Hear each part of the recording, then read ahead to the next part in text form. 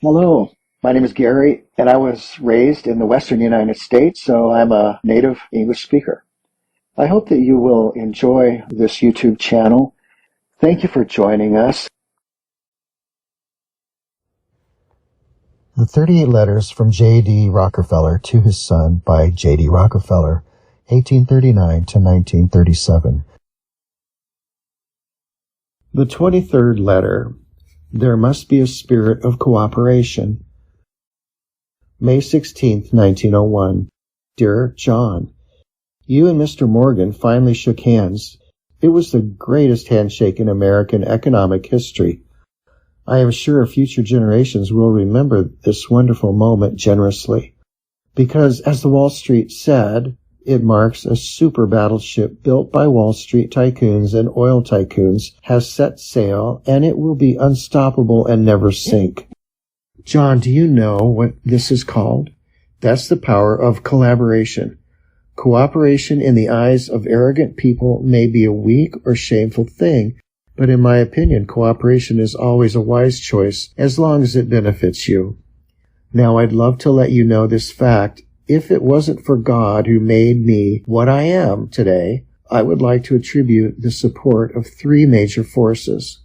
The first force comes from playing by the rules, making the business sustainable.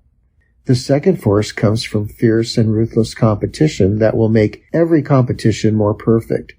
The third force comes from cooperation, which helps me to gain benefits and increase my strength.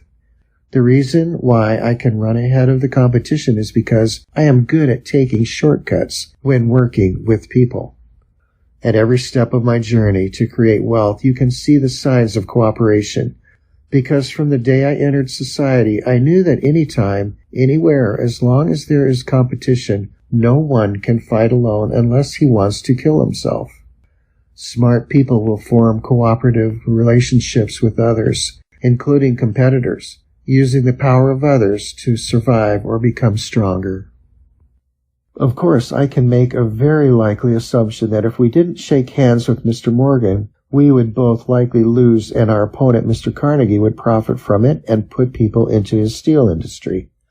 But now Mr. Carnegie must be pounding his chest, thinking, who can stay calm when an opponent is encroaching on his own territory unless he's a dead man lying in his grave?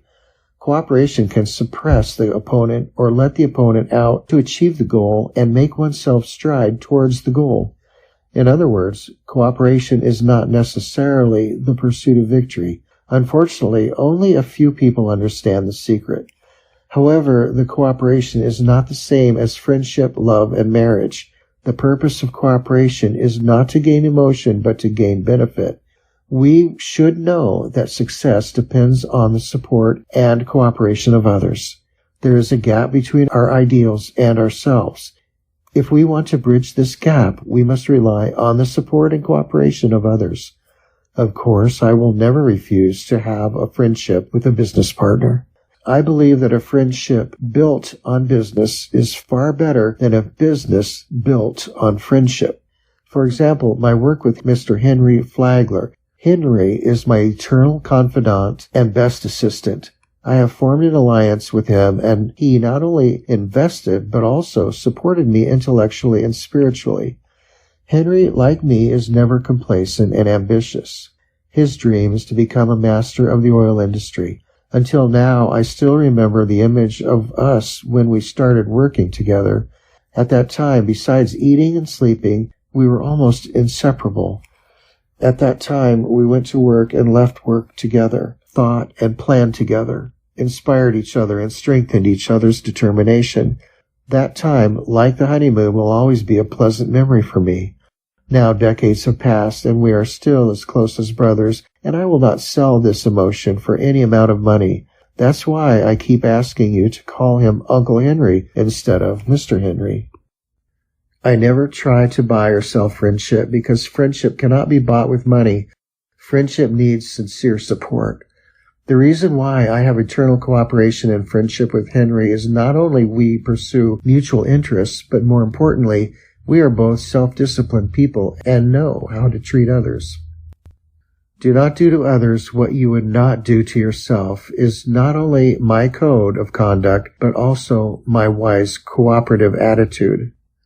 Therefore, I never bully weak opponents with financial power. I would rather have a heart-to-heart talk with them than be domineering to convince them. Otherwise, I may destroy our cooperation and stop the goal midway. Of course, when we meet an arrogant and rude person, I will never forget to humiliate him. For example, I once taught Mr. Vanderbilt, the owner of the New York Central Railway. Vanderbilt was born a nobleman. He had made military achievements in the Civil War and earned the title of general. But he considered the honors on the battlefield to be the priceless capital of his life and thought that he held the power of transportation so he could regard us as part-time workers. Once Henry approached him to talk about transportation, but who knew this arrogant guy would say, "Young man, you want to talk to me? Your rank seems to be lower." Henry had never been insulted like this, but being well educated helped him at that moment. He didn't lose his temper, but when he returned to the office, his beautiful pen holder was smashed into pieces. I quickly comforted him. "Henry, forget those trash words. I will definitely get your dignity back." Then Vanderbilt was eager to do business with us and asked us to negotiate with him. I sent someone to tell him, "Yes, but you have to come to our office to talk." As a result, this general, who was used to being praised by others, had to give in when he met a young man more than 40 years younger than him, and at the same time he had to submit to 2 conditions by the young man. I think at that moment General Vanderbilt must have understood something like this. Be nice to others when you go up, because you will bump into them when you go down. I hate being rough with people, and I know the value of being patient and gentle with subordinates and colleagues to help achieve goals. I know that money can buy talents, but not people's hearts. If I pay them with respect, they will serve me faithfully. That's where I've been able to build a successful management team. But there is a misconception that you only want to cooperate with good people. Do not. Cooperation is not a matter of good or bad people, but a matter of benefits and interests. No alliance is permanent. Cooperation is just a profit tactic. When the environment changes, the tactics will change. Otherwise, you will lose. The reality is tough, and you have to be tougher. But obviously, you have to be a good person. John, the nature of life is struggle and competition, and they are very exciting. But when they develop into conflicts, they are often devastating and destructive, and timely cooperation can diffuse them. Love, your father.